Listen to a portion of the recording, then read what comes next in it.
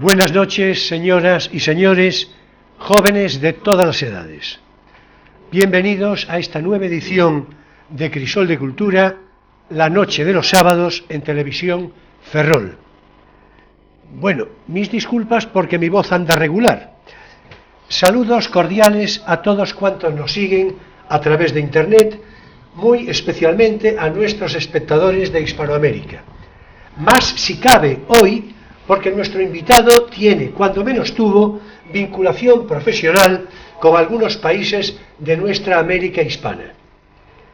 Y bien, hoy vamos a tener una conversación en particular grata y variada con un invitado del todo idóneo. Y con él hablaremos de baloncesto, que es lo suyo, quiero decir, su muy querida actividad profesional, pero también, acaso en lo posible, podremos entretenernos en su gusto por la literatura, por la historia más contemporánea, por aspectos filosóficos y políticos, por su aproximación al mundo del derecho. Bueno, que no va a dar tiempo para todo, naturalmente, pero son así unas pinceladas al caso, ¿verdad? En fin, ya es de ver que toda una conversación apasionante. A tal fin me acompaña de nuevo a mi derecha, como de costumbre, Emilio Saldaña, que no sé cómo anda de baloncesto en general. Pues flojo.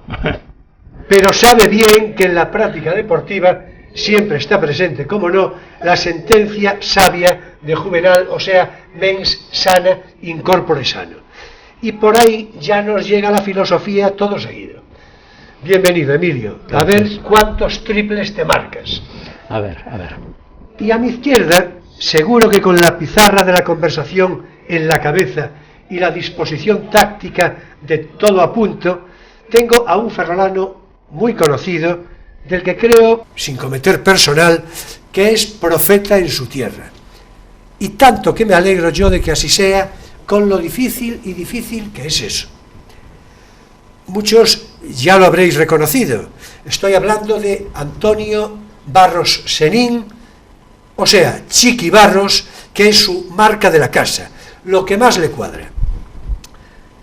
Conozco yo a Chiqui Barros desde hace bastantes años, y además lo traté lo suficiente como para poder reconocerlo en su esencia mejor. Todo eso acabó por acreditar un cierto principio de amistad, y naturalmente es lo que me movió a sugerirle que acudiera al programa, y desde luego de mi parte, para que continúe acudiendo con la frecuencia que sus exigencias profesionales le permitan. En todo caso, este programa es su casa, él ya lo sabe. Tengo que esbozar, claro, parece razonable, el meritorio currículum de Chiqui Barros. Pues estoy a punto de no hacerlo, porque sus probadas acreditaciones deportivas y académicas son múltiples y variadísimas. Vamos, que me limitaré a citar al vuelo alguna que otra cosa que pueda aproximar un reconocimiento mínimo de este ferrolano fecundo en mente y cuerpo. Ahí van algunos destellos a subrayar. Es entrenador superior, técnico deportivo superior, miembro del claustro docente de la Federación Gallega de Baloncesto, profesor de la Escuela Gallega y de la Escuela Nacional de Baloncesto, dio conferencias múltiples e impartió cursos sobre las técnicas del baloncesto, fue acreditado varias veces como mejor entrenador y mejor labor técnica allí por donde anduvo, que fueron muchos y variados lugares. Por ejemplo, bien reciente, fue nombrado mejor entrenador de la Liga Ecuatoriana en el año 2015. Pero es que también dispone de estudios de licenciatura en Derecho y de diplomatura en Ciencias Empresariales, participó en cursos de la Universidad Internacional Méndez y Pelayo y de la propia Universidad de La Coruña, en fin, atendiendo además asuntos de lo más diverso. La propia Universidad de Oviedo también. Incluso tiene experiencia probada en medios de comunicación y a ver si él, yo creo que me lo podrá confirmar, hasta fue redactor jefe de deportes en este propio canal de televisión hace cerca de 10 años, más o menos. Y bien, si faltaba la guinda para el pastel, pues ahí va. Es muy aficionado al cine, un gran lector de novela negra, desde luego de otras literaturas, es un experto conocedor de los intríngulis de la Segunda Guerra Mundial y hasta escribió un libro de relatos con el título de Semillas, publicado por Embora, una editorial local, en el año 2010. Ya comprenderán que a este chico no hay por dónde cogerlo. Bienvenido, Chiqui Barros, un placer tu presencia. Bueno, pues cuando quieras ya nos vamos iluminando con tu conversación, con tu querido baloncesto, ahora mismo, por cierto, entrenando en Cambados al Xuven de aquella localidad en la Liga LED de Plata, ¿es así? Sí, así es. Bueno, adelante, Chiqui, a ver. Buenas noches, lo primero. Buenas noches. Y muchas gracias por la invitación y por el cariño de esta presentación, que se nota que es de un amigo, ¿no? Sí, pero es muy cierto. Es muy sentido, por otra parte. Bueno, y pues sí, ahora estoy en Cambados, llevo en Cambados desde finales de agosto, después de haber estado 6 años en el Bierzo, en Bembibre, con el equipo de chicas de Liga Femenina, que lo ascendimos de lo que sería la segunda división a primera, y yo estuve allí 2 temporadas en lo que sería la Liga 2 y 4 en Liga 1. El año pasado, por razones personales, tenía que estar, bueno, cerca de casa o en casa, y tuve la suerte de poder trabajar en Coruña, en el Básquet Coruña. Iba a seguir en Coruña, pero bueno, me llaman de Cambados, de la Liga de Plata, me llama además un buen amigo, una persona muy importante para mí en mi vida, y me pide que vaya allí a hablar con ellos, que lo valore, y al final, bueno, Cambados estás a hora y media de Ferrol. Sí, es verdad. Entonces, es verdad. Aunque vivo allí, la cercanía a Ferrol pues hace que mi movilidad en este caso sea más factible, y bueno, por allá andamos empezando, unos inicios que están siendo difíciles. Es un equipo completamente nuevo, 12 jugadores nuevos, todo el cuerpo técnico nuevo, y nos está costando arrancar, y es cuando más hay que trabajar, más tranquilidad hay que tener para más adelante cosechar los resultados y conseguir los objetivos. Sin duda, y también mucho más meritorio partir, ¿no es así? Sí, además te da más gusto, cuando lo pasas mal, es como todo, al final. No, hay más. Bueno, vamos a ver, ya por introducirnos un poco al programa en general, y porque el baloncesto parece que hoy debe ocuparnos de manera preferente, ¿no? Yo creo, y ya le vamos después dando cancha a Emilio, yo creo que sería interesante que empezáramos por hablar de tus comienzos en esos años, 7 años, creo, en los equipos base de Ferrol, del Tirso y del Estudiantes. Yo creo que es interesante, vamos a ver, no tanto por tu relato personal, cuanto por el interés del público en general y de aquellos interesados en el baloncesto, en fin, de una manera preferente. Bueno, yo creo que como muchos niños en Ferrol, el baloncesto en Ferrol siempre fue un deporte muy importante, ¿no? Como yo digo siempre, casi una religión que viene de hace mucho tiempo, porque hay gente que lo asocia al OAR. Bueno, antes del OAR estuvo la Bazán, jugando a altísimo nivel. A ver a la Bazán iba yo de niño en mi primera infancia con 5 o 6 años. Estaba la Bazán con el famoso gimnasio. Pardo, Lobón. Exactamente, es decir, Quintanilla. Así es, bueno, así sí. Toda la gente que estuvo, Rugis, que pasó por aquí, bueno. Y el Concepción Arenal, que también, también. Que no era tan, no, en fin, era un buen equipo, era algo también. Más flojo, pero era algo yo más por flojo. Lo que me contaron, por lo que leí, por lo que... Sí. Y bueno, y luego por razones familiares, pues el baloncesto en mi casa estaba presente por ser mi padre quien era, por lo que él era en el mundo del baloncesto y del deporte en Ferrol, y entonces desde muy pequeño yo jugaba. Nunca tuve ningún trauma porque era un jugador del montón, de los muchísimos que había muchísimos mejores que yo, muchísimos. También había algunos cuantos peores, pero había muchísimos mejores.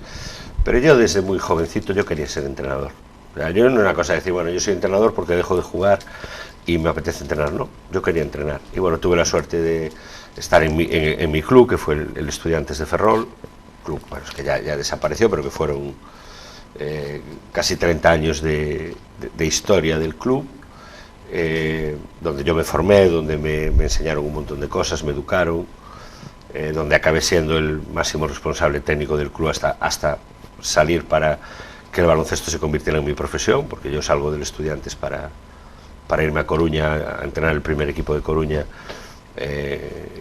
y no salgo antes, pues porque es mi casa, y lo compagino con el Tirso de Molina, que es uno de los colegios donde yo estudio, y que también es un sitio, desde luego, que a mí me marca en positivo muchísimo, la gente del colegio.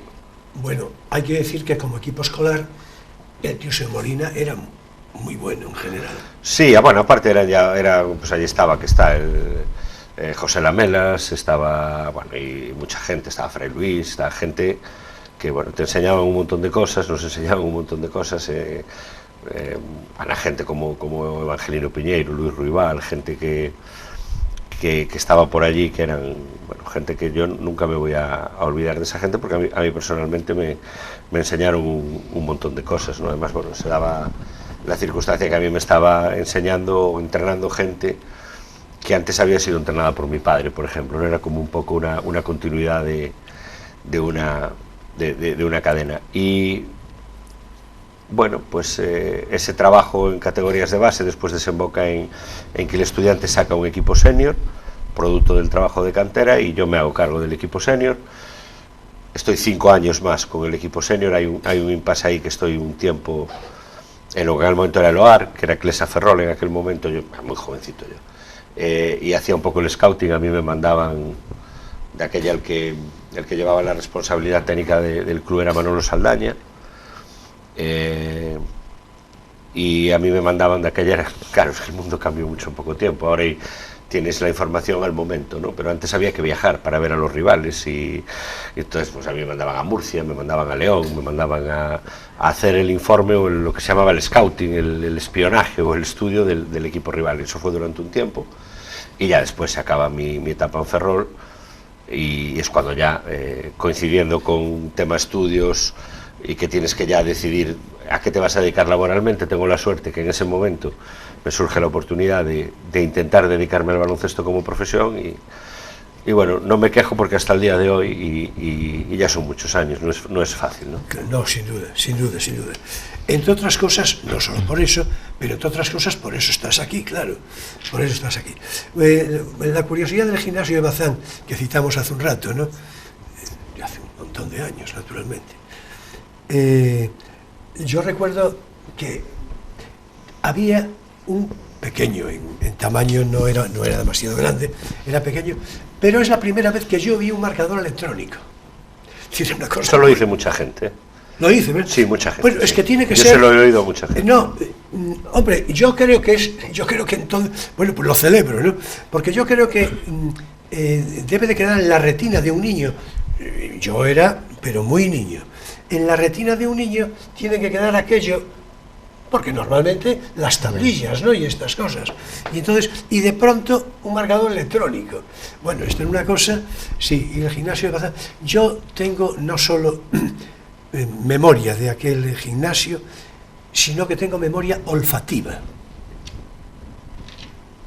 Porque para mí el baloncesto huele de una determinada manera. Sí. Es decir, sí, huele de una determinada manera. Y aunque me encuentre en otro sitio, digamos con otro ambiente y otras circunstancias, yo puedo recordar aquello sin ninguna dificultad, ¿no? Y bueno, la gente muy técnica por otra parte, ¿no? Y era, bueno, naturalmente desde la perspectiva de aquel tiempo, ¿no? Pero yo me acuerdo que se jugaba mucho del lujo los ganchos. De los ganchos. Sí. Pardo era uno de los que, vamos, de los que los exhibía. Hombre, Pardo tenía que ser muy bueno para llegar a ser internacional, ¿no? Sí, no, Pardo sí. Yo yo cómo encestaba desde los extremos, claro. Pardo, es que era una cosa cotidiana, quiero decir cotidiana. Yo, aquel rubio de Pardo, era rubio, yo es que lo tengo en la retina, a los demás también, en mayor o menor medida, pero lo de Pardo es porque era espectacular, ¿no? Entonces, bueno, esta digresión, ustedes disculpen, en fin, la hice un poco seguramente como homenaje a mi infancia, es decir, qué caramba, ¿no? ¿Ibas mucho a ver partidos entonces? Yo cotidianamente, sí, porque además había... Yo no sabría decir ahora la periodicidad, pero yo creo que semanales eran, o acaso quincenales, pero sí recuerdo que el principal opositor habitual de la Bazán era el Bosco de Vigo. Eso sí lo recuerdo, el equipo que, en fin, porque la Bazán era muy buena, entonces el equipo de Bazán era muy bueno. Entonces el opositor fundamental era el Bosco de Vigo. También había el Bosco de Coruña, pero eso ya era otra cosa, ¿no? Bueno, pues vamos a ver, vamos a dejar esta emoción de mi infancia, es decir, con esta voz quebrada que tengo, que además le viene al pelo ya, ¿no? Es la emoción, es la emoción. ¿Verdad? Es la emoción, justamente, la emoción. Bien, vamos a ver. Con esto que nos está contando Chiqui, y que es un resumen, en fin, muy a propósito, no ya de su experiencia vital, sino lo que eso conlleva, naturalmente, mira por dónde podemos entrar perfectamente, englosar uno de los comentarios que yo tenía previstos, que era lo del deporte como escuela de valores. Porque yo creo que eso es algo que por una parte es una frase que obedece a cierto tópico, en el sentido de reconocer, claro, el deporte tiene que ser una escuela de valores. Después ya se verá en qué medida. Por cierto, ya voy yo avanzando, que yo creo que sí. Es decir, yo creo que sí. Pero vamos a ver, sin perjuicio de la crítica y en fin, que las circunstancias merezcan. Y, a ver, ¿cuál es tu opinión sobre eso de la escuela de valores? Entonces, os intercambiáis un poco, a ver. Hombre, históricamente el deporte tiene mucho que ver con la guerra. Era como la caza para los nobles medievales en tiempo de paz, bueno, un sustitutivo, pues para los griegos era la competición, que al fin y al cabo está entre los guerreros en la guerra o entre los pueblos y las ciudades. En tiempos de paz se sublima, si quieres, en el deporte, que es un invento también muy griego. Entonces, en su origen los valores eran valores, pues en fin, guerreros y patrióticos. En los Juegos Olímpicos y en los Juegos los atletas representaban su nación, digamos, o su estado, y en las epídicas o en las odas de los poetas, Píndaro, etcétera, se les exaltaba como representantes de la patria. Esos eran los primeros valores asociados al deporte en el sitio donde prácticamente se inventa, por lo menos lo que para nosotros es el deporte, que es Grecia. Pero luego yo creo que sí, que se han ido descubriendo más valores en el deporte que esos originarios.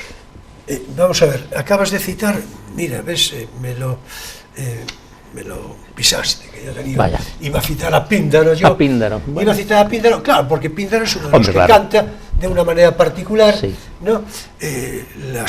Las Olimpiadas, sí, ¿no? Es decir, pero bueno, hay que entender también que el deporte en su origen está muy ligado a la religión. No, la religión, el patriotismo, claro, y el deporte están muy unidos en la Grecia clásica. Pero si yo lo que quiero mencionar es lo siguiente, como una interpelación provocadora, en cierto modo, para todos, ¿no? Vamos a ver. Tú dices, sí, bueno, yo estoy totalmente de acuerdo con lo que dices. Únicamente, acaso, no diré discrepo, pero tengo otro punto de vista respecto a que digas, bueno, después hubo otros valores. No, otros valores sí. Lo que ocurre es que a mí me parece que precisamente a mí me parece que el patriotismo, naturalmente entendido en su sentido recto, es decir, y fecundo, ¿no? Pues es un valor en sí mismo. Sí, yo lo digo eso. Claro, quiero decir, es que eso es un Cuando digo otros valores me refiero sobre todo a los valores asociados a los deportes en equipo, que son una cosa muy poco griega. Los griegos son deportistas sí, bien, aislados, son individuos. Ya me parecía a mí que tuviéramos el atleta, el pugilista, el discóbolo, todos estos son no colaboran entre sí, compiten entre sí, son como los atletas actuales. No hay la idea de, o sea, el desarrollo de deportes de equipo es una cosa que, bueno, no creo que estuviera en el horizonte del concepto de deporte griego. Y claro, esos deportes que son, por ejemplo, el baloncesto, el fútbol, que son deportes mucho más modernos, traen otros valores, o permiten descubrir o cultivar otros valores, además de los valores de la competición, que siguen siendo, porque la competitividad está en la esencia del deporte, un deporte ya no competitivo es absurdo. Ay, perdón. Y yo me refería a eso, a los valores, digamos, más de colaboración, de equipo. Sí. Ya que citaste el baloncesto y el fútbol, yo me voy a sumar de inmediato a decir el rugby, porque si no, mi hija, ya veremos lo que me podría decir. Fíjate que esos valores estaban en la guerra, porque eso sí que son valores de los guerreros. Los guerreros no solo luchan para la fama individual, el Cleos de Aquiles o de Héctor, son también valores de grupo, ¿no? No hay más que ver Esparta y estas cosas.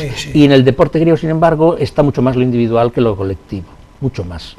Y después, sin embargo, pues aparecen deportes, efectivamente, donde esos otros valores pues se van a... Sí, yo creo que a partir del 19, sobre todo, cuando las nuevas Olimpiadas, Coubertin y todo esto, yo creo que a partir de ahí empieza el deporte de equipo. No digo que no haya referencias anteriores, que las hay. Shakespeare habla del fútbol, habla de los futbolistas a los que se refiere con una cierta displicencia. Por cierto, no con una... no sería el fútbol que conocemos hoy, claro, pero sí seguramente una pelota, en fin. Sí, yo no sé qué relación tienen con los pueblos indígenas, no sé si el baloncesto, ¿no? Sí, hay quien dice que no sé si los mayas o los aztecas, creo que los mayas. Que jugaban a una especie de juego también, que había que introducir un... Creo que eran también juegos religiosos, claro. Es decir, en su origen casi todos estos juegos están ligados a la religión, como decía en Grecia. Pero los deportes de equipo, estos que conocemos de origen mesoamericano, creo que también estaban ligados. No sé hasta qué punto se proyectan o simplemente es precedente en los deportes de equipo modernos, que yo casi diría que han eclipsado los viejos deportes individualísimos. Bueno, no lo sé. Sigue habiendo atletismo, sigue habiendo tenis, natación, siguen siendo grandes deportes natación, de individuo, ciclismo, ¿no? Es decir, sí. No, por supuesto. Esos son el deporte griego.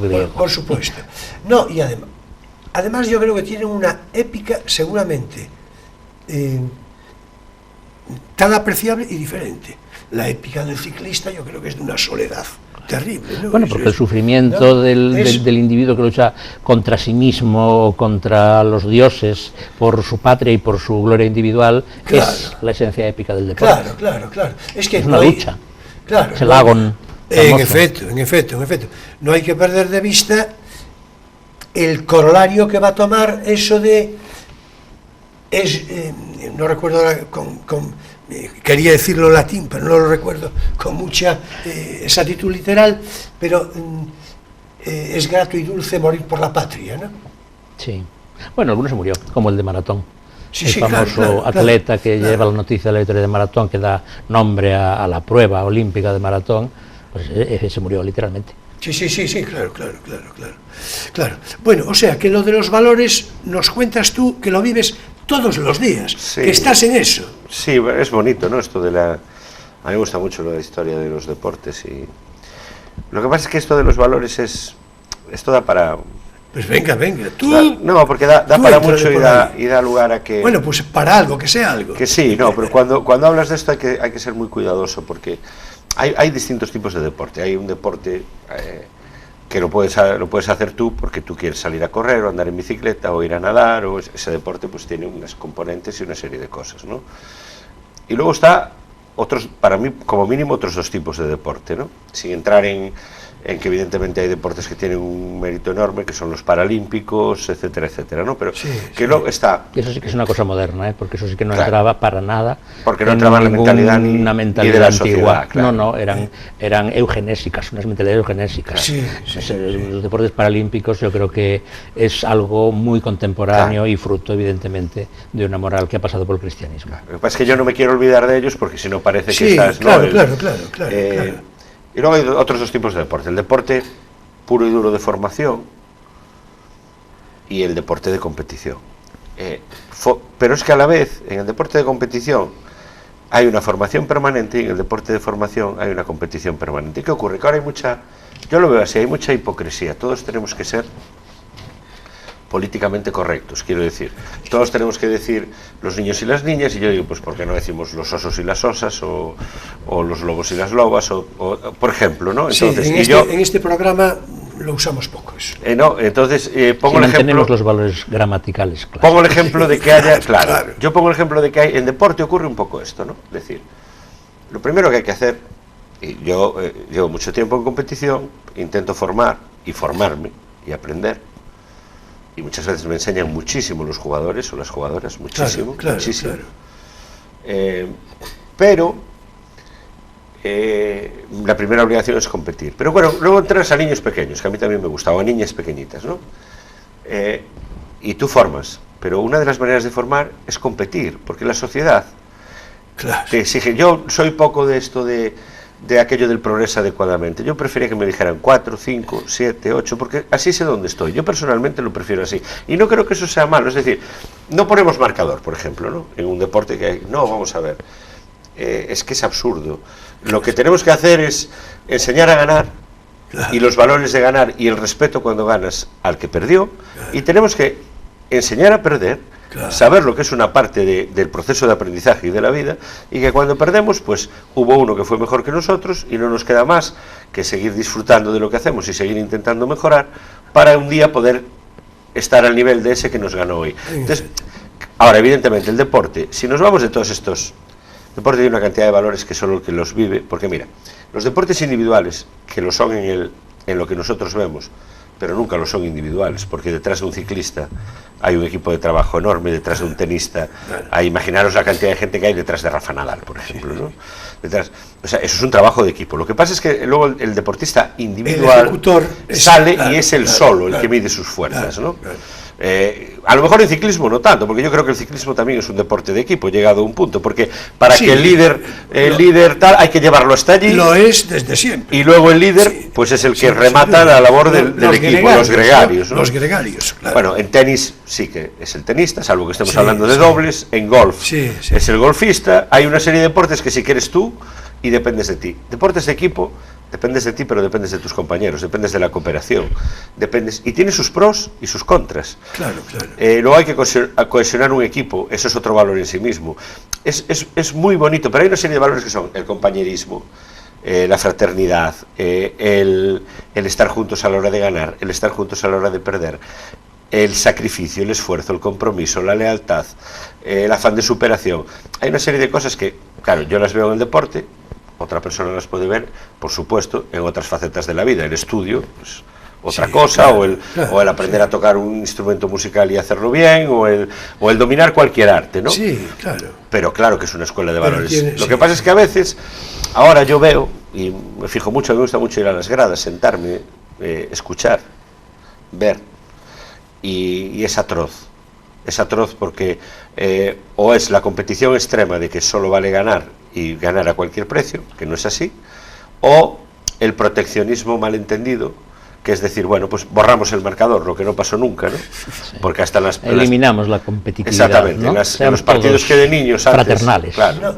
Como si los hermanos, por cierto, no se pelearan y no fueran competitivos entre sí, pero bueno, se le llama así fraternidad. No, por supuesto, pero es que además, es que no de ese modo. Vamos a ver, si tú al fútbol, digo el fútbol ya no digamos al baloncesto, si tú al fútbol le quitas el gol, o al baloncesto le quitas la canasta, claro. Bueno, pues mire usted, esto ya no es un juego, esto no es deporte.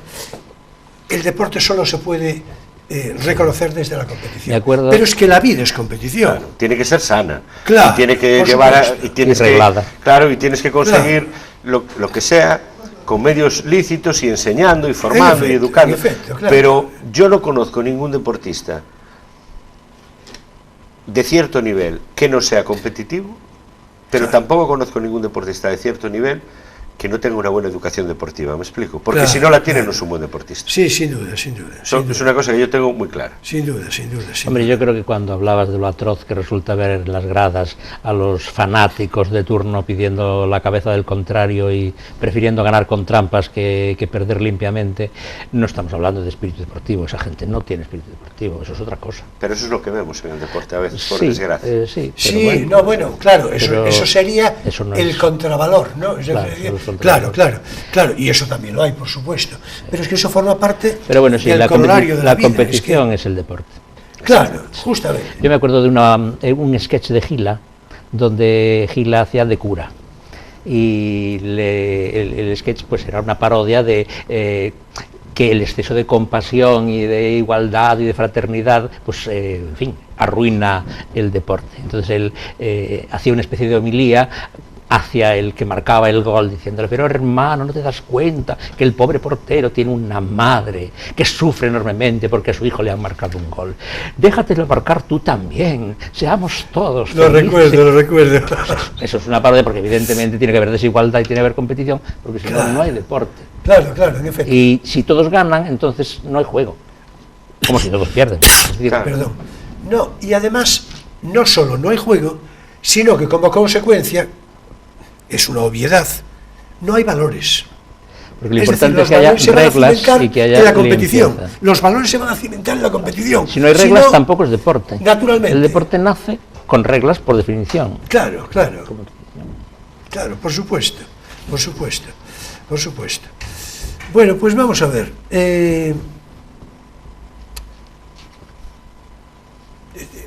Yo creo que tenemos un par de cosas, 2 o 3 cosas complementarias que nos van a venir muy bien para... Sí, le querías preguntar sobre cómo se forma un equipo, cómo Sí. la composición, No, eso la es, mira, pues constitución de un equipo. ya lo introduces tú. Pero si os parece, no voy a pitar falta técnica. Todavía no. No, pero bueno, tú no tienes por qué saberlo, pero esta sección que ahora entra, se llama así. Entonces es un momento, ya seguimos conversando de inmediato. Estuve pensando en el equipo. Hemos de hacer un breve paréntesis, enseguida volvemos con nuestra conversación. Ahora es tiempo de no tienes por qué saberlo.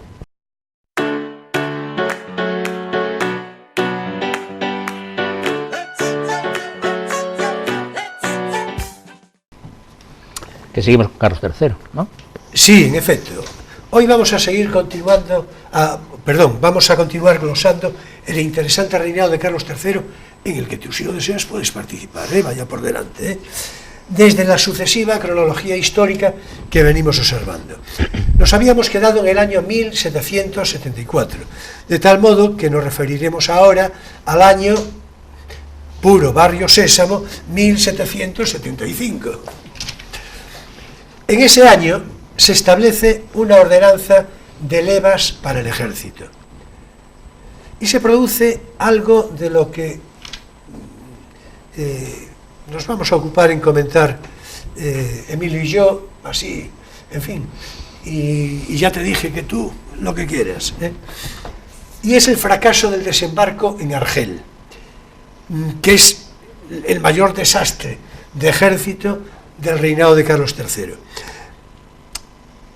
Argel, esa provincia del Imperio Otomano, la que causaba más problemas al comercio marítimo español por el Mediterráneo ya desde el siglo XVI, los famosos baños de Argel, que va a glosar Cervantes, ¿no? Es decir, en esa comedia. Ya en su momento Carlos V, nuestro Carlos I, quiso ir contra idéntico objetivo, y en aquella ocasión pretendía tomar Argel de las manos, siempre piratas y berberiscos. En aquel momento eran los hermanos Barbarroja. Bueno, por una serie de circunstancias que naturalmente al interés de tiempo este programa ahora mismo no permite, pero la expedición de Carlos I fracasó. Bueno, pues ahora Carlos III lo intentaba de nuevo, 2 siglos después, primero porque el ejército marroquí del sultán Mohamed Ben Abdalá había sitiado Melilla y estaba ya planeándolo con Ceuta, en fin, más o menos lo que históricamente se produce de vez en cuando, ¿no? Y además, por si faltaba algo, acabó la paciencia de Carlos III cuando los reinos del norte de África acabaron por no respetar un tratado de no agresión que habían firmado entre Carlos III, en la persona de Jorge Juan, y el sultán de Marruecos, en la persona de Ahmed el Gazel. Bueno, o sea, que por una parte los piratas, por otra la falta de observación del tratado y demás, hizo que Carlos III mandase allí una fuerza expedicionaria interesante con el fin de, en fin, poner definitivo, cerrar definitivamente el asunto. Pero no fue así. Allí la fuerza expedicionaria fue al mando de O'Reilly, un irlandés que era un gran teórico, de hecho planificó después el ejército español, que yo esas cosas ya las entiendo, después de un fracaso así que se dedique a organizar, yo esas cosas sería un premio de consolación menos. Pero en fin, no entra en esa consideración, que yo siento un respeto admirativo por Carlos III y su tiempo, ¿no? Pero O'Reilly y de otra parte Pedro González de Castejón, ocupándose de la Armada. Bueno, pues los dos fracasaron militarmente porque eran dos grandes teóricos, magníficos, pero sin dotes de mando y mucho menos de mando en orden de combate, lo cual, claro, naturalmente, en fin, estamos hablando aquí de los valores, es decir, pues obviamente está claro que sin dotes de mando, que no valían, vamos. Naturalmente, y entonces provocaron, pues eso, lo que dije hace un momento, el mayor desastre militar de la época de Carlos III. El otro día, con este motivo, hace un par de días hablábamos, ¿no?, de otras cosas, hicimos alguna digresión, ¿no? Sí, sí, nos fuimos a Inglaterra. Nos fuimos a Inglaterra, sí, y después de... Inglaterra, Irlanda y Países Bajos. En efecto. El periplo. En efecto. Bueno, tuvo su aquel, porque hablamos del Marqués de Santa Cruz, el que va a mandar la Invencible, y el pobrecito acaba por fallecer, además de la manera más tonta, en fin. Desastres de la historia de España. Sí, pero decíamos nosotros, no es navales, el día, en este caso, no es, ¿no? Sí, no es el día hoy, ¿no? Pero que lo de la Armada Invencible ya es para un programa, naturalmente. Sí, y que le haya quedado el nombrecito también, ¿eh? En efecto. Porque bueno, aquí en España se llamaba la Gran Armada, ¿no? Sí, como en Inglaterra le llaman lo mismo, ¿no? Pero tú y yo coincidíamos, lo cual yo creo que es garantía importante de verosimilitud. Esto es una broma, naturalmente.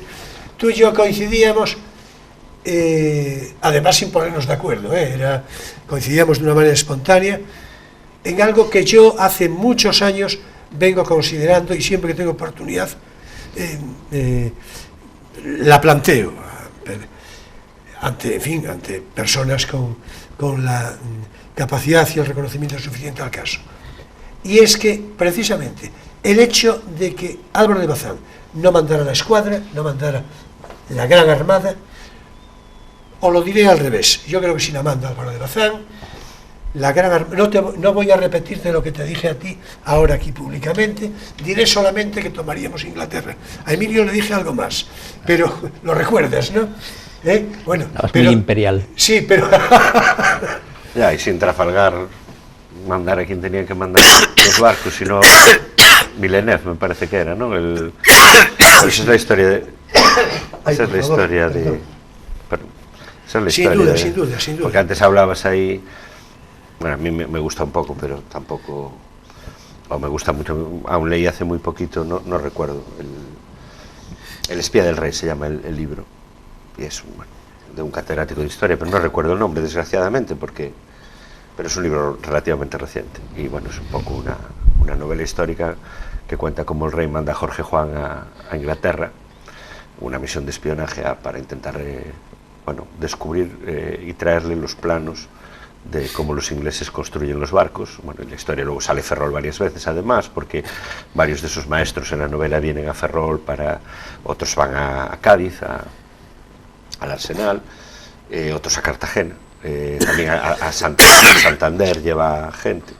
Es decir, y a mí me interesan mucho las figuras, pues me interesa mucho gente como Jorge Juan, Antonio de Ulloa, y lo digo porque una de las cosas que hice cuando estuve en Ecuador, claro, ellos allí son, el reconocimiento que tienen es, pero increíble. Entonces tú estás allí, lo ves y te das cuenta de lo importante que fueron esos marinos ilustrados y claro, sí, lo poco conocidos que son en España, ¿no? Gente, bueno, pues como era la formación naval en España, esos niveles era brutal, no tenía nada que envidiar a la inglesa, a la británica, ¿no? Sin duda, sin duda. Lo que pasa es que, bueno, luego... Bueno, de hecho se planifica... Ferrol, el Ferrol que conocemos, el Ferrol, es decir, el Ferrol surgido en la Ilustración como proyecto borbónico, precisamente es la consecuencia del intento español de acreditar su poderío naval frente a Inglaterra.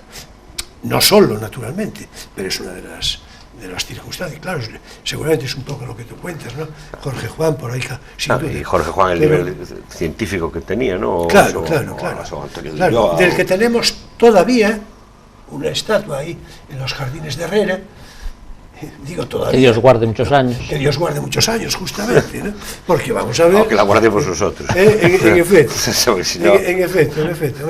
Es que han pasado cosas con estatuas aquí en Ferrol, sí, claro. Y en el último programa precisamente estuvimos hablando de alguna... Bueno, vamos a ver, historias. No quiero yo pensar en lo de la estatua de Jorge Juan, que espero que, en fin, que no haya, en fin, descelebrado suficiente para decir, no, claro, vamos, es que ahí además es que no hay motivo, ¿no? Quiero decir, pero mira, motivo no lo hay nunca. Lo voy a repetir, motivo no hay nunca, pero bueno, en este caso es que es de una asepsia. Fuiste tú el que acabas de... Bueno, yo cité a Jorge Juan porque había firmado el tratado y tal. Claro, pero yo lo que me aterra es que, porque no es decir, yo lo hablaba mucho con amigos que tengo en Hispanoamérica, es decir, vamos a ver, porque ellos se metían, ¿no? Por el yugo español y hablando, ¿no? Pues evidentemente España hizo cosas muy mal hechas, pero hay que ponerlas en el contexto cuando se produjeron y cómo se produjeron, como todas las potencias coloniales sí. Las hicieron, pero España hizo cosas muy buenas, basta con ir allí y verlo. Por supuesto, y lo que a mí me tiene un poco desubicado es que tú puedes estudiar, ir al colegio, intentar leer y puedes pasar por...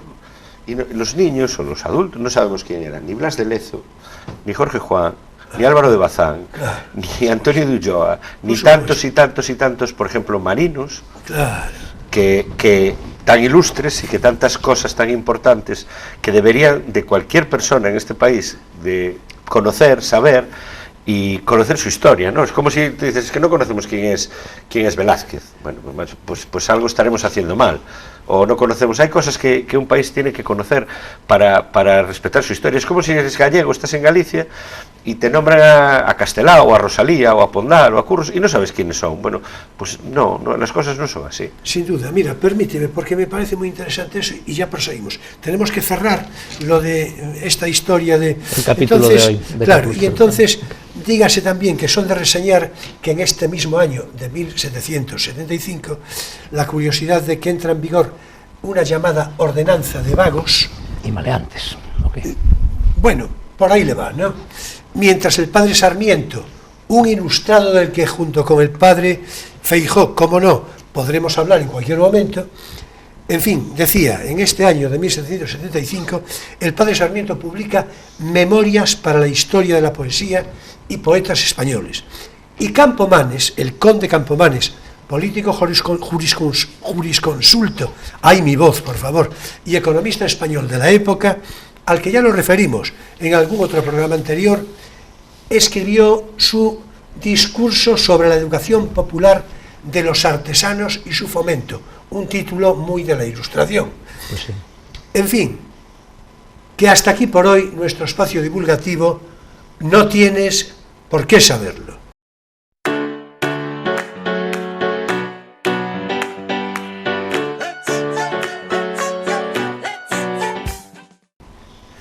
Bueno, y ya entramos en nuestra conversación, volvemos a ella, pero me parece de interés, ya que surgió lo de los marinos, en fin, iba yo a decir, de los que tú acabas de citar, en efecto, de una manera pertinentísima,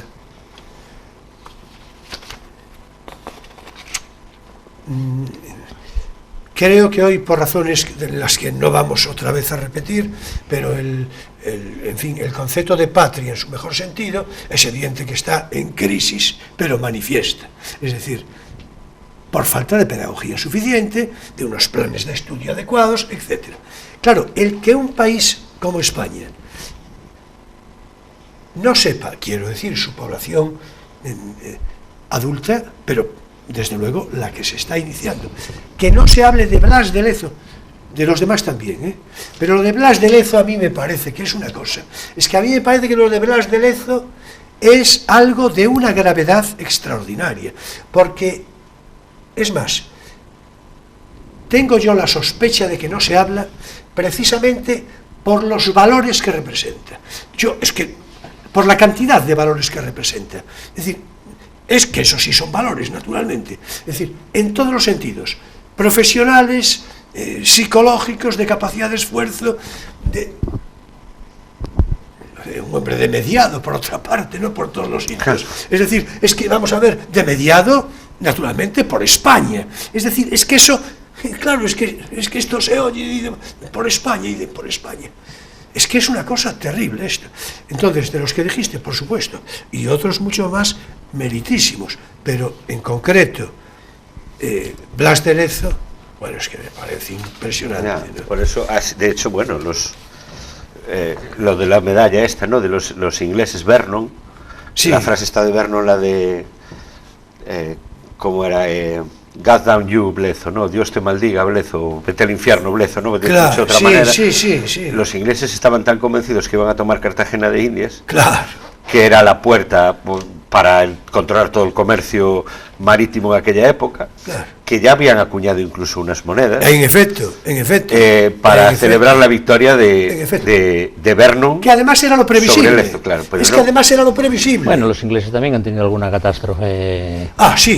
¿No? Sí, no tienen tanta publicidad como lo de la Armada Invencible, pero tiene una magnitud. Pero los ingleses magnifican sus hazañas, siempre lo han hecho. Claro. Y esconden o empatan en las graves, claro, que hacen bien, que yo no digo lo contrario, pero yo soy muy de pinchar en esas cosas, porque como decía el otro en una película, decía, bueno, ustedes son listos, sí, nosotros también.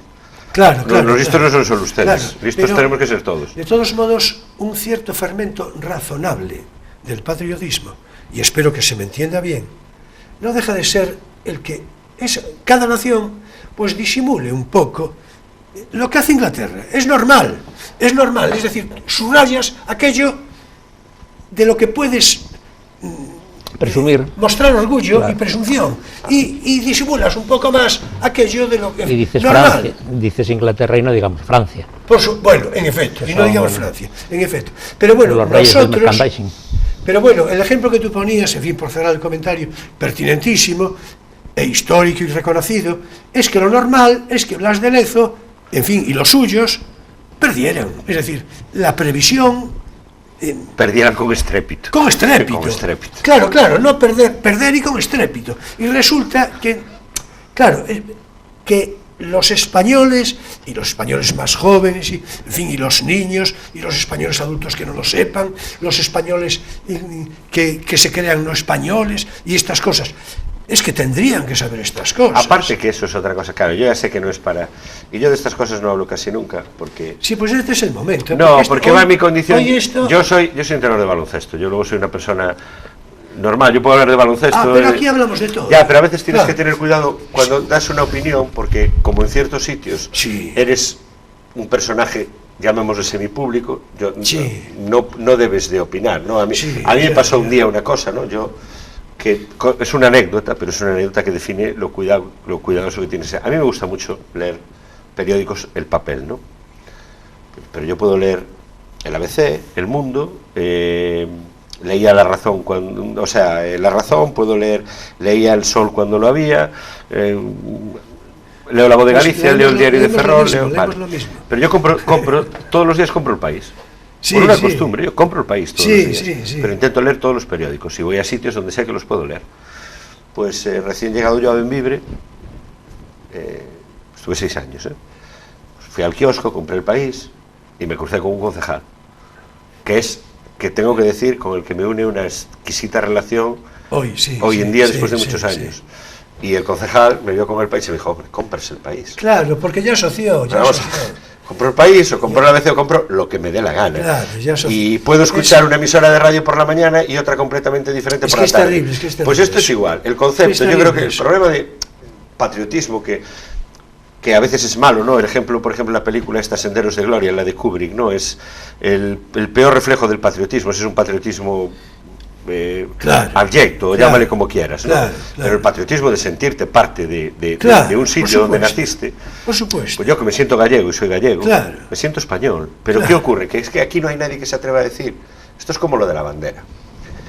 Yo creo que hay un error, que es que hay alguien que se apropió del concepto España y de la bandera española,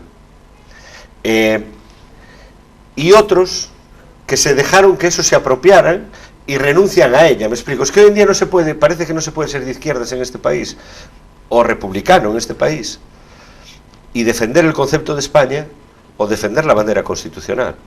Me explico. Pues hay una no es fácil, hay una incultura, es que hay una incultura muy grande. Claro. Digo, no es fácil. Usted puede decir, pues yo tengo amigos, tengo conocidos, y dices tú, mire, la forma política de este país es la monarquía parlamentaria, perfecto. Pues eso hay que acatarlo. Tú puedes ser republicano. Yo por convicción soy republicano. Claro, y nadie me va a mover, y soy republicano. Luego a otra gente hay que explicarle que en la Segunda República, pues sí, hombre, estaba Gil Robles, estaba La Pasionaria, pero también estaba Azaña, efectivamente estaba Lerroux, pero también estaba otro tipo de gente como Indalecio Prieto, como Julián Besteiro. Había gente de todo tipo. Aquí se asocia república a una cosa, como decía una señora que yo la quería mucho, una señora mayor, que siempre decía, esto es una república.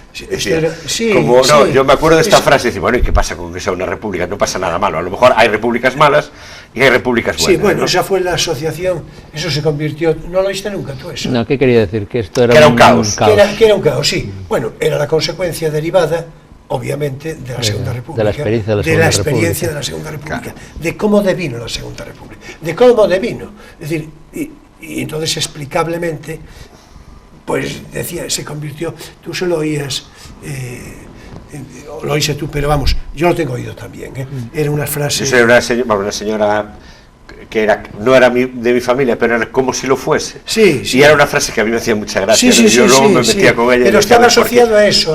¿Por qué dices eso? A un desbarajuste, a caos, a tal. Claro, y lo que quiero decir es que no hay que tener miedo a decir España. Tú puedes ser de izquierdas y decir España. No hay que tener miedo a tener tu bandera. Es que españoles somos todos. Es como gallegos. Vamos a ver. Gallego es tanto una persona que vote de una forma como una que vote de otra. Eso es un sentimiento, no un voto. Claro, no, vamos a ver. Y son cosas perfectamente compatibles. Yo muchas veces lo hablo cuando voy fuera, la suerte de haber trabajado fuera en muchos años y de entender y que te preguntan y tú dices, mira, la suerte de estar en una tierra con 2 culturas, con 2 lenguas, eso es impagable. Sin duda. Es impagable. Sin duda. Y no me digan, es que hay que saberlo. Hay que vivirlo para conocerlo, y eso no está reñido con saber inglés. Si puedes saber francés, claro. Y si puedes saber chino, saber chino.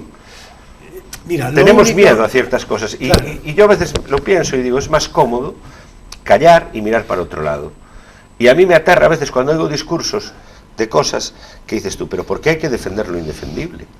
Sí, no, sin duda. Vamos, para mí lo que resulta más triste, pero en un sentido de tristeza intensa, es en España, y en este momento ni se diga, pero eso lo que tú decías, que no se puede, pero vamos, es que es impensable que en Francia o en Inglaterra, en fin, o en la propia Alemania, es que es impensable que nadie no tenga claro lo que es Alemania, Francia o Inglaterra, Y bueno, vamos a ver, es que esto no puede ser, ¿entiendes? No. Y lo que tú bien decías, que todos somos españoles. Hombre, eso te lo decía yo, creo, este día, me parece que te lo decía, la frase de Camões, ¿no? Sí, de Camões. Sí. Camões, el gran Camões, sirviendo a las órdenes de Felipe II, dijo, castellanos y portugueses, entendiendo por castellanos la totalidad, ¿no? Es decir, castellanos y portugueses, que españoles somos todos. Es que la frase no puede ser más a propósito. Y en relación a lo de gallego y español, de ti mismo que decías, por supuesto, eso, que además de que es una obviedad, o bueno, que tendría que serla, en todo caso, Blanco Amor, del que nos ocupamos todavía el otro día en comentario, y que además sé que es una persona querida por ti, bueno, conocida por ti, reconocida por ti, en todo caso... Me gusta mucho. Claro, que lo sé yo. Bueno, pues posiblemente conozcas la frase, y si no ya, ahí te va. Blanco Amor dijo, mi forma de ser español es ser gallego, ni antes ni después, sino al mismo tiempo. Es una frase que a mí me parece que en condiciones rectas y equilibradas nadie podría dudar. Bueno, pues yo, que naturalmente no voy a dar nombre ninguno, que no viene al caso, pero con personas de las que tenía yo duda que aceptaran esta propuesta, se lo tengo planteado en varias oportunidades y en efecto no lo aceptaban. Claro, es evidente que ahí pasa algo. Hay una sociedad muy enferma que no acepta una obviedad descriptiva tan tolerante, tan equilibrada, tan ecuánime. Porque, hombre, se podría decir, no, yo es que priorizo yo un poquito más gallego, un poquito más, o un poquito más, bien, perfecto, un poquito más español, perfecto. Pero no es eso. Los que me dicen que no, dicen otra cosa. Sí. Entonces, claro, eso... bueno, en fin, se nos está yendo el tiempo. Sí, esto empezó por como la historia de algunos pueblos, la cuentan esos pueblos con orgullo, disimulando sus miserias, y otros, sin embargo, pues insistimos ahí. Sí. Claro, cuando yo antes hablaba de que Francia es el modelo de merchandising por excelencia de sí mismo, quería decir precisamente que esto se basa en una autoestima histórica y en una, en fin, orgullosa comprensión de su propio pasado. Por supuesto. Si no, no puedes realmente presumir si no hay algo. Mire, me voy a permitir una autocita, en fin, porque tampoco creo que haga demasiado gasto, ¿verdad? De un artículo que tú... Y no tienes que pagar el copyright como en efecto. De un artículo sobre el que tú puede que recuerdes, hace unos meses, que escribí sobre de España y su leyenda negra. Ah, sí. Bueno, ahí digo eso. Bueno, digo otras cosas, pero ahí digo eso. Por cierto, como curiosidad, en fin, simpática, en mi cuenta de Twitter lo tengo subido y es el artículo que recibe más visitas. Es decir, tiene su curiosidad. Es que pasa, tú sabes, porque yo sé que eso lo sabes, a mí me apasiona como personaje histórico Winston Churchill, tú lo sabes. Sí, lo sé muy bien. Y soy coleccionista. Tenemos hablado de Churchill y tenemos hablado de la Segunda Guerra Mundial, en fin. Y sabes que yo colecciono todo lo habido y por haber desde sellos relacionados con... Claro. Bueno, si tú, la figura histórica de Churchill, que es claro, apasionante, claro, tiene un punto, que es, si él no existiera, a lo mejor hoy Europa sería diferente. Y ese es el punto heroico de gran estadista, de gran tal. Pero si tú ves o lees otras cosas sobre el tema de la India, sobre el tema de Irlanda, sobre el tema de los mineros, sobre tal, por supuesto, es para, entendamos la expresión, es para matarlo. Ya, o sea, bueno, ¿y qué pasa? Los ingleses, pero de toda condición, sí, es el personaje inglés más importante de la historia. ¿Qué hacen? Magnifican lo bueno, que ese hombre le paró los pies a Hitler y que llegó un momento, pero no entran en que durante la Guerra Civil Española, como decía el otro, iba a Costa Feira y volvía a Costa Mercado, que lo que escribió sobre Mussolini en un determinado momento, lo que dijo sobre la India y los indios, lo que dijo sobre los irlandeses, eso se esconde. No, por supuesto, no. Pero aquí hacemos al revés. Aquí lo que hacemos siempre es sacamos, para no tener ningún personaje histórico de relevancia, sacamos todo lo malo Sí. Y escondemos lo bueno, ¿no? La no es así tampoco. figura de Churchill, que a lo mejor podemos abordarla en cualquier momento, a mí me parece apasionante, interesante, muy interesante. Lo que dices es rigurosamente exacto. No tuvo ambigüedad en la guerra civil.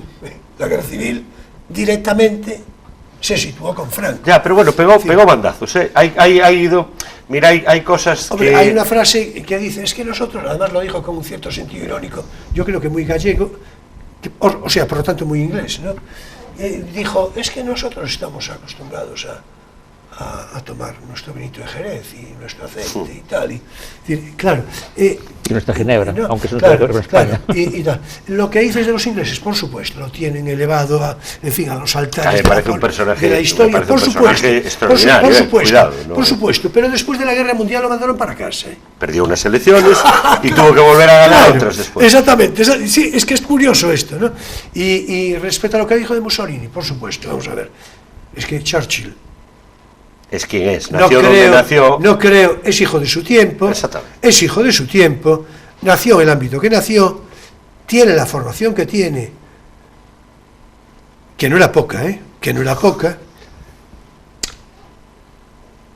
No, yo lo que te quiero... Y sobre Mussolini y sobre Hitler.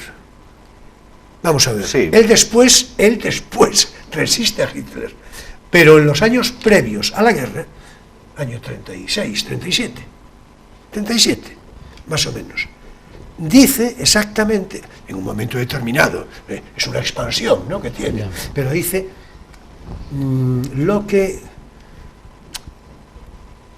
le gustaría tener un Führer. Frase intercambiable, más o menos, más o menos. O sea, tiene una cierta... Pero tiene explicación, no se debe tomar muy al pie de la letra, no os lo tengo que decir a vosotros, lo digo al público en general, no hay que tomarlo muy al pie de la letra, porque lo que quiere decir más bien es otra cosa. Eran tiempos otros, de otras circunstancias, había un ogrofiero que estaba en otro lado, que naturalmente era el comunismo, que lo quería ver bien lejos Churchill, por razones obvias, ¿no? En fin, y la cosa es mucho más compleja, hasta claro, llegar al Nobel de Literatura, que eso hay que ver. No, aparte, él siempre fue un posibilista, o sea, él siempre estuvo, claro, de hecho, cambió de partido, cambió de todo. Y por cierto, acaban de subastar la colilla de un puro en $10.000, me parece. Que dicen que era de él, ¿no? Que dicen que era de él, o sea, que ya... En fin, hace unos días, ahora es que lo recuerdo como curiosidad. Fetichistas de toda condición. Bueno, lo que ya os voy diciendo es que el tiempo se acabó, que hay que ver, es decir, es que estamos sobre la bocina ya, es decir, En fin,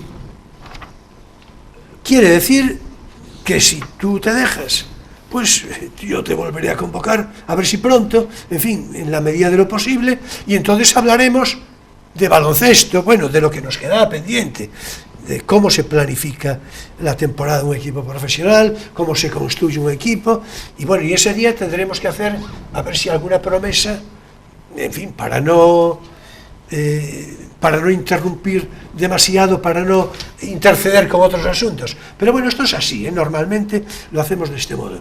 Y yo creo, en fin, que estuvo bien también, ¿no? Hablamos... yo me lo pasé muy bien, pero bueno, gracias por la invitación, espero que vosotros y la gente pues también... Yo me lo pasé muy bien, me lo pasé muy bien. Estupendo. Pues ahora te voy a despedir, y también a Emilio, pero, en fin, que ya entramos... Ahora el tiempo muerto es tiempo vivo. Para poesía eres tú.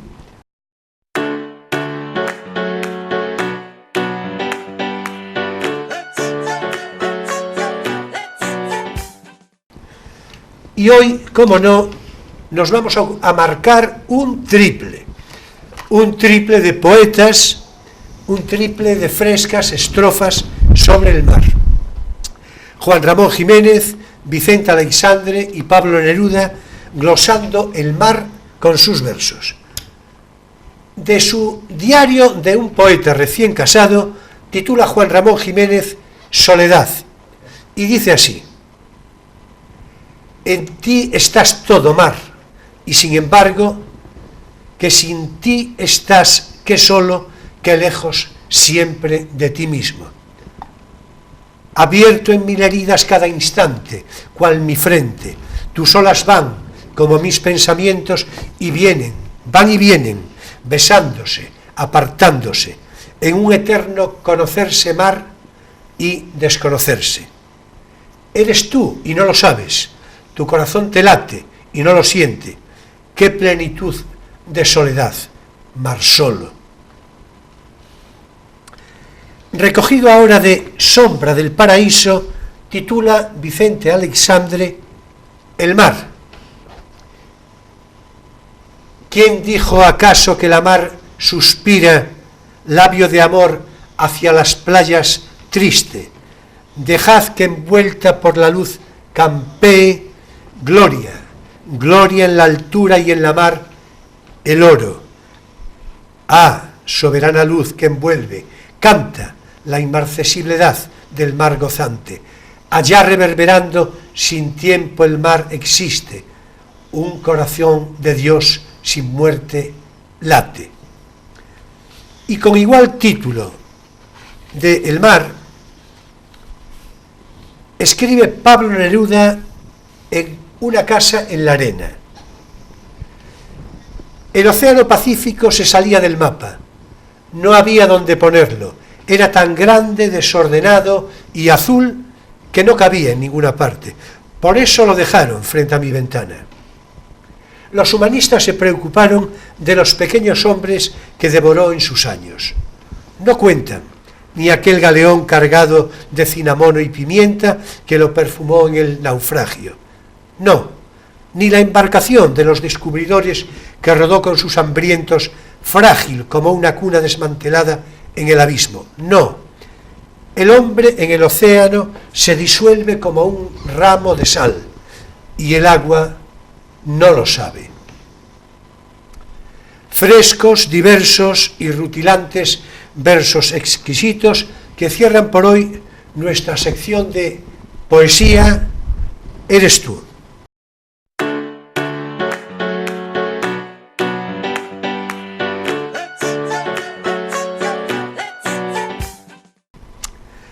Y hasta aquí, claro, también este crisol de cultura del sábado 21 de octubre de 2017. Bueno, ya te lo dije, te lo repetiré. Muchas gracias, Chiqui Barros, de verdad, un placer tu presencia, tu conversación. En fin, deseábamos aprender algo más de baloncesto, pero si te parece otro día. O sea, que si te dejas, a mí, repito, me complacerá volver a convocarte de vez en cuando, y repito, seguramente pronto, ya así con tono amenazante. Muchas gracias, Emilio, te veo muy en forma, como siempre. Bueno, gracias. Mejor, porque ya toca ir haciendo el siguiente programa. Por cierto, la próxima semana será nuestro invitado alguien que tú conoces, creo, José Antonio Piñón Quiñonero, un ferrolano decidido, esforzado y entusiasta, un buen tipo al que Ferrol y España, su historia, sus curiosidades, le interesan sobremanera, y Galicia, cómo no, que va de suyo. Y con él hablaremos, en principio, de algunos aspectos de esa ejemplar institución benéfica que es la Cocina Económica, de cuya directiva forma parte. Y ya derivará después la conversación hacia otros asuntos de interés seguro. Señoras y señores, jóvenes de todas las edades, mi gratitud por vuestra compañía, por vuestra presencia virtual, pero muy sentida, de cada semana, de cada sábado. Mis disculpas por esta voz mía, en fin, por mis toses, ¿verdad? En fin, y por cierto, hablando de disculpas, tengo que hacer ahora un breve paréntesis a propósito para ofrecer precisamente disculpas a todos ustedes, a todos vosotros. Y es que el pasado domingo, día 15, no se emitió el programa en repetición a la hora prevista entre 7:30 y 8.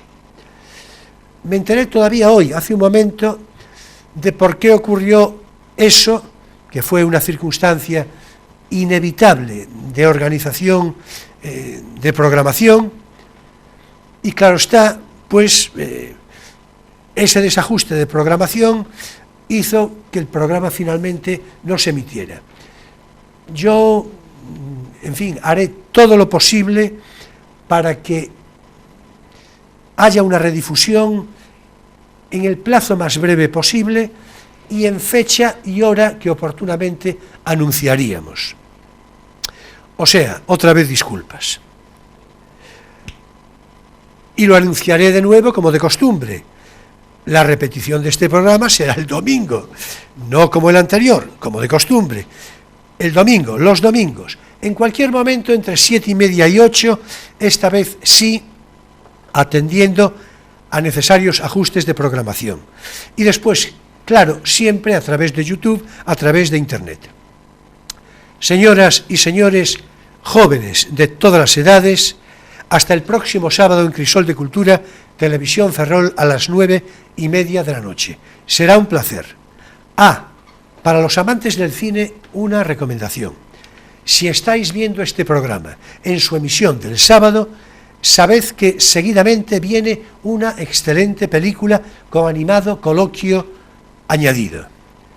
Ya sabéis que paso lista. Muchas gracias